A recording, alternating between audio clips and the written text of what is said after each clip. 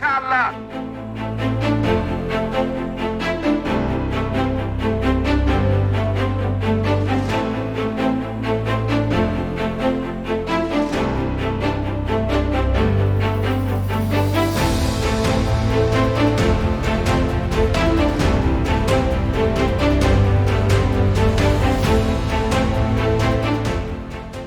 এই দেশ স্বাধীন হয়েছে 54 বছর হলো, কিন্তু আমরা ভূখণ্ড পেয়েছি, এই দেশের প্রকৃত বিজয় অর্জিত হয়নি।